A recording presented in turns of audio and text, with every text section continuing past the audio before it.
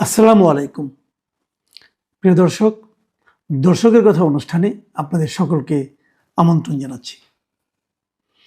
আজ আমরা গতকালকে যে কন্টেন্টটা করেছিলাম যে একই রাজনীতি নাকি সার্কাস, এই যে টাইটেলটা ছিল, সবাই এমপি হতে চায়, নতুন দল এনসিপির বেহাল অবস্থা, এই বিষয়গুলো নিয়ে যে আলোচনাটা করেছিলাম সেই প্রেক্ষিতে যে কমেন্টগুলো এসেছে, দর্শকদের কমেন্ট, সেটা নিয়ে একটু আলোচনা করব আমরা।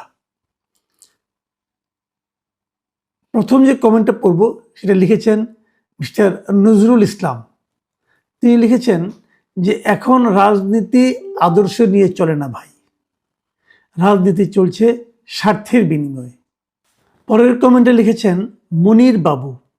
তিনি লিখেছেন যে রাজনীতি যখন মানব সেবা হতে পুঁজিবাদী ব্যবসায় রূপান্তরিত হয় তখন দেশ জাতির কপালে দুঃখ হয়। কবির আহমেদ লিখেছেন জামাতে ইসলামকে ভোট দিতে চেয়েছিলাম, যদি এই বেয়াদব এনসিপিকে নেয় তাহলে ভোট দেব না।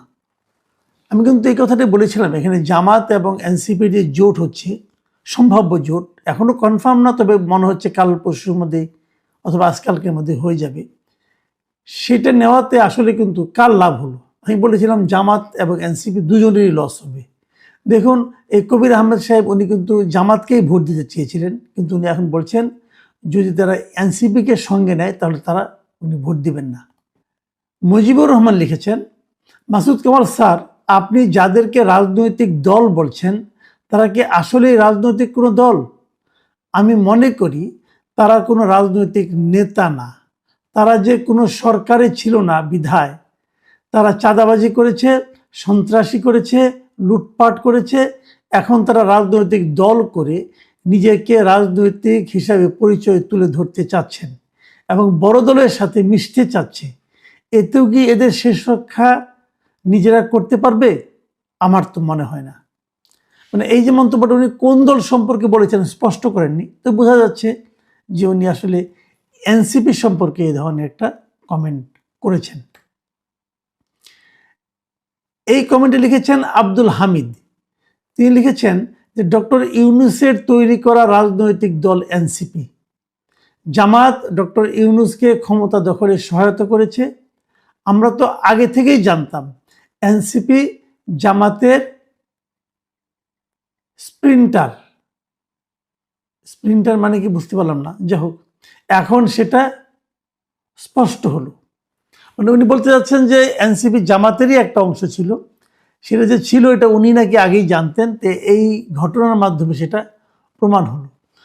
ভাই, এটার সঙ্গে আমি একদমই দ্বিমত তা না, কারণ আমরা নিজেরাও কিন্তু বহুবার বলার চেষ্টা করেছি যে জামাতের মানে এ টিম বি টিম আমরা এগুলো বলতাম, যে এই এবি পার্টি বলি অথবা এনসিপি বলি, এগুলিকে এ টিম বি টিমই আমরা কিন্তু বলেছি, বিভিন্ন সময় শুনেছি এগুলো। এখন সেটা প্রমাণ হচ্ছে বলে আপনি যেটা বলছেন সেটা একদম উড়িয়ে দেওয়া যাবে না। মতিউর রহমান লিখেছেন ছাত্রদের আন্দোলনের মূল লক্ষ্য ছিল কোটা সংস্কার করা, কিন্তু তারা নিজেদের কোটা বাস্তবায়ন করার জন্য এসেছিল। তাদের উচিত ছিল আন্দোলন শেষে ক্যাম্পাসে ফিরে যাওয়া। দেখেন, এই যে কথাটা বলেছেন উনি, এটা কিন্তু খুবই একটা গুরুত্বপূর্ণ কথা। অনেকেই কিন্তু এমন কথা বলেছেন যে ছাত্ররা আন্দোলন করেছে, তাদের এখন ক্যাম্পাসে ফিরে যাওয়া উচিত ছিল, কিন্তু আমরা বিভিন্ন জনকে বলতে শুনেছি যে না, তাদেরকে ক্ষমতার পার্টনার করতে হবে, হ্যান করতে হবে, ত্যান করতে হবে। এবং ডক্টর ইউনূসকেও দেখেছি বলার জন্য বলেছেন উনি যে এরাই নাকি তার প্রাথমিক নিয়োগকর্তা, এবং নিয়োগকর্তাদের মাঝখান থেকে 3 জনকে নিয়ে উনি আবার উপদেষ্টা বানিয়েছেন, বিভিন্ন দেশে নিয়ে গেছেন, এদেরকে নিয়ে এগুলো করেছেন উনি। আমার কেন যেন মনে হয় যে ছাত্রদের এই যে একটা সম্ভাবনা ছিল কিছু একটা করার, এটাকে নষ্ট করার পেছনে ডক্টর ইউনূসই প্রধানত দায়ী। উনি নিজের অবস্থানটাকে নিষ্কণ্টক করার জন্য এই কাজগুলি করেছেন। আজিম লিখেছেন স্যার, আন্দালি প্রার্থীর কথা বলতে লজ্জা লাগে। দেখুন, এখানে এই প্রসঙ্গে আমি একটু বলি। আমি যারা যারা বিএনপিতে জয়েন করেছিলেন তাদের নামগুলি বলেছি, ববি হাজ্জাজের কথা বলেছি, অথবা এই রাশেদ খানের কথা বলেছি, এগুলো বলেছি আমি, কিন্তু সেখানে আন্দালি প্রার্থীর কথাটা বলিনি এই কারণে, আন্দালি পার্থ যে বিএনপিতে জয়েন করেছেন এই ধরনের কোনো তথ্য আমি এখনো পর্যন্ত পাইনি। হয়তো উনি জয়েন করবেন অথবা করবেন না। যদি না করেন তাহলে আমি কেন তার নামটা উচ্চারণ করব? আমি তো যারা জয়েন করেছেন তাদের কথাই বলেছি, কেবল রেদওয়ান আহমেদের কথা বলেছি। কিন্তু আন্দালি পার্থ জয়েন করেছেন যে বিএনপিতে, এই ধরনের কোনো তথ্য আমি পাইনি। আপনি কি পেয়েছেন? যদি আপনি না পেয়ে থাকেন তাহলে লজ্জার শরমের কথা আসছে কেন? এই মন্তব্যটা লিখেছেন মোহন চৌধুরী। তিনি লিখেছেন একটু বড় মন্তব্য, আমি পুরোটাই পড়ে শোনাচ্ছি। আমি জনাব মাসুদ কামালকে বলতে চাই, আপনি যাদের উপর আশা রাখছেন তাদের কি কোনো রাজনৈতিক মেধা প্রজ্ঞা আছে? থাকলে কি এরা জো বাইডেনের টাকা খেয়ে আন্দোলন করে? প্রকৃতপক্ষে শেখ হাসিনার ধারে কাছে সমকালীন রাজনৈতিক নেতার কি মেধা প্রজ্ঞা দূরদৃষ্টি আছে? জানি না আপনি আমার সাথে একমত হবেন কিনা। বঙ্গবন্ধু ছিলেন তার সমকালীন অন্যান্য রাজনৈতিক নেতা যার ধারে কাছে যোগ্যতা নিয়ে কোনো নেতাই জন্মায় নাই।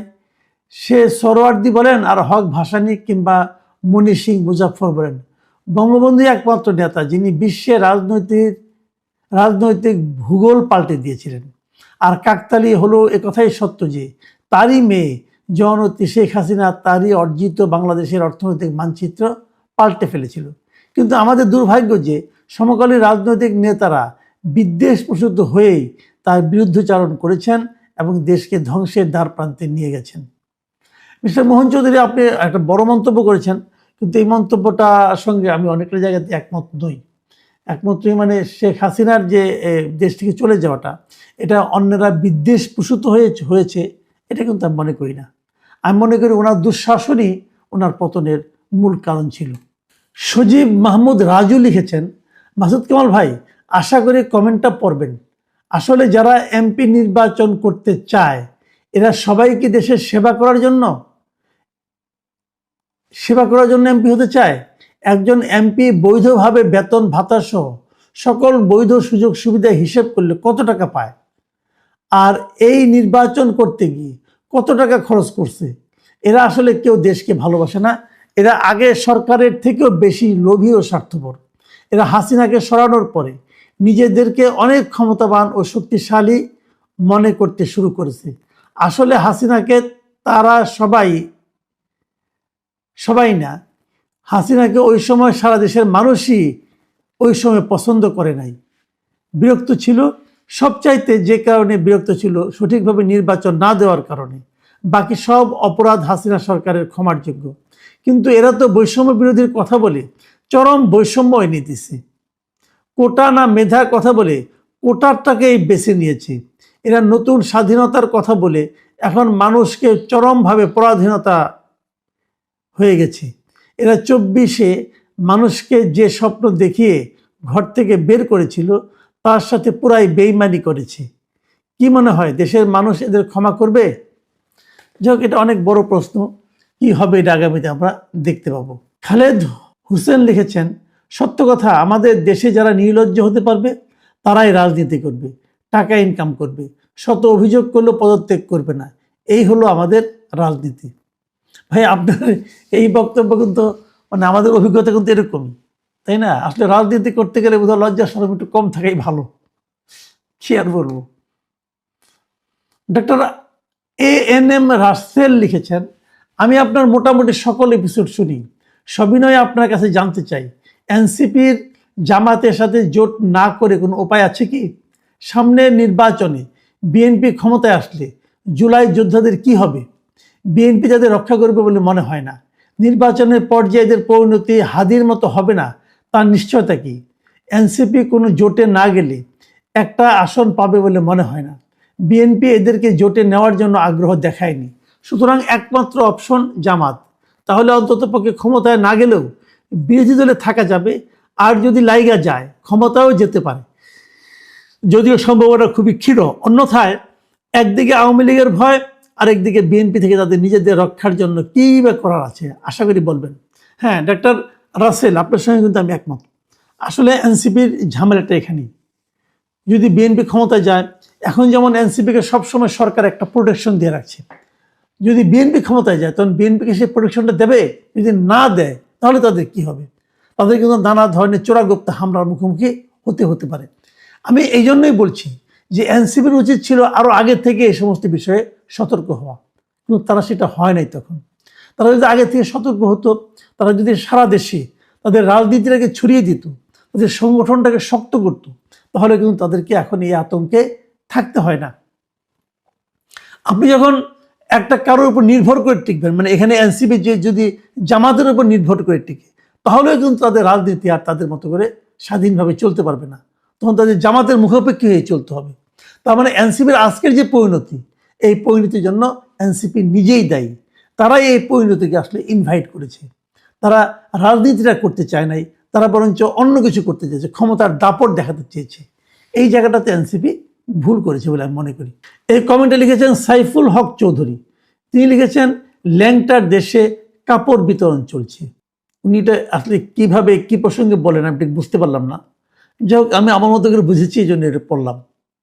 রিয়াজ মিল লিখেছেন কেরানীগঞ্জের হাসনাবাদে মাদ্রাসায় বোমা তৈরির কারখানা, এটা নিয়ে কিছু বলবেন আশা করছি।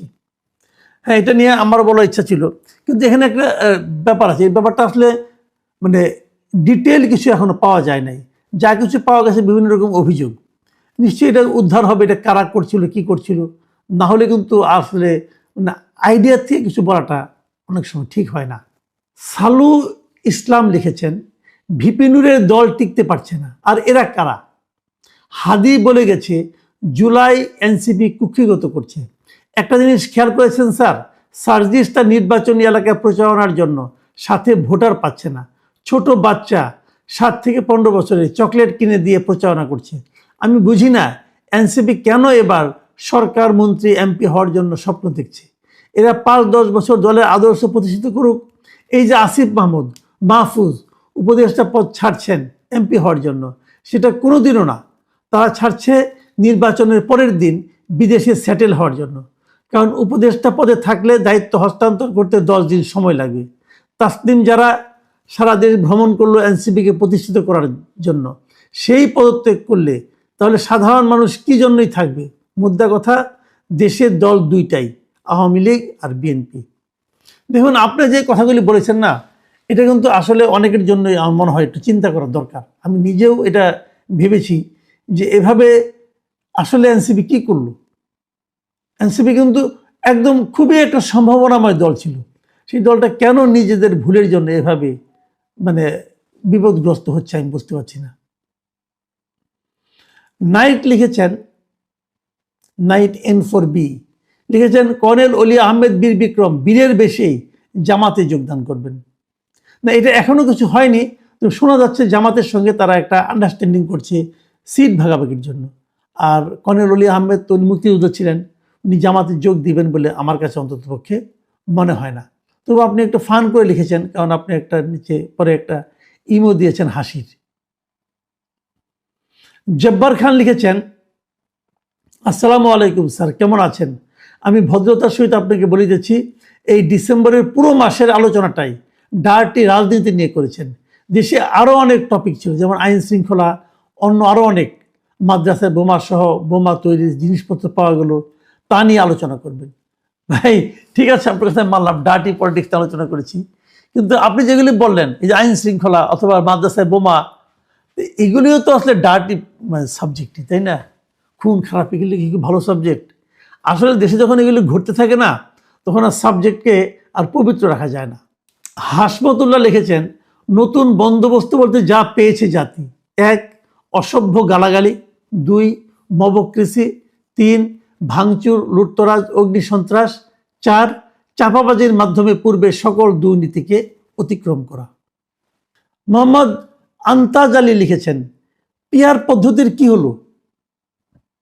পিআর যেভাবে গেছে জোটও সেভাবে যাবে বলে আমার মনে হয়। আসলে কিন্তু লক্ষ্য করেন, মাঝখানে কিন্তু জামাত কয়েকদিন খুব পিআর পদ্ধতি নিয়ে খুব মাতামাতি করলো, এখন আর পিআর টেন নিয়ে কেউ কিছু বলছে না। ব্যাপারটা ওদের সবাই ভুলেই গেল কিনা বুঝতে পারছি না। এটি আমার শেষ মন্তব্য। এটা লিখেছেন টুটুল। তিনি লিখেছেন জলাতঙ্কের রুগী দেখেছেন কখনো? কুকুরের কামড়ের পর সময় মতো চিকিৎসা দিতে না পারলে, জল বা পানি দেখলে ভয়ঙ্কর আতঙ্কের সৃষ্টি হয় রোগীর মধ্যে, তারপর নিশ্চিত মৃত্যু। ঠিক তেমনই একটি দল ও তাদের অঙ্গ সংগঠনগুলোর মধ্যে ভোটাতঙ্কের সৃষ্টি হয়েছে ভয়ঙ্করভাবে। ভোটাতঙ্ক রোগের পার্শ্ব প্রতিক্রিয়ায় তারা অনেকে আবল তাবল করছেন। এই রোগের আর কোনো ঔষধ নেই, রাজনৈতিক অপমৃত্যু নিশ্চিত। আসলে উনি কোন দলটার কথা বলেছেন এটা দর্শক আপনারা আইডিয়া করতে পারবেন।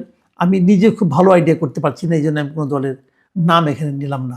তবে এটা ঠিক যে এইবার ভোট নিয়ে যা হচ্ছে, আমি আগে কখনো এরকম দেখিনি। আওয়ামী লীগ আমল, আওয়ামী লীগের শাসন আমলে 2014, 2018, 2024-এ তারা তো ভোটটাকে একটা নাটকে পরিণত করেছিল, একা একা ভোট করত।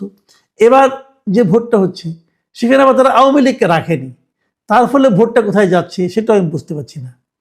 আর কোন দল ভোটের আতঙ্ক তৈরি হয়েছে, আমার ধারণা এটা এনসিপিকে ইঙ্গিত করেছেন উনি, কারণ এনসিপি ভোট কটা পাবে এটা নিয়েই তাদের মধ্যে একটা বড় টেনশন। প্রিয় দর্শক, এই ছিল আজকের দর্শকের কথা। আগামীতে আমরা আবারও নিশ্চয়ই আপনাদের সঙ্গে মিলিত হব। তবে একটা জিনিস লক্ষ্য করবেন, আমরা কিন্তু এই সপ্তাহে মোটামুটি একদিন বিরতি দিয়ে হলেও করতে পারছি। সবাই ভালো থাকবেন। এখন এ পর্যন্তই। আল্লাহ হাফিজ।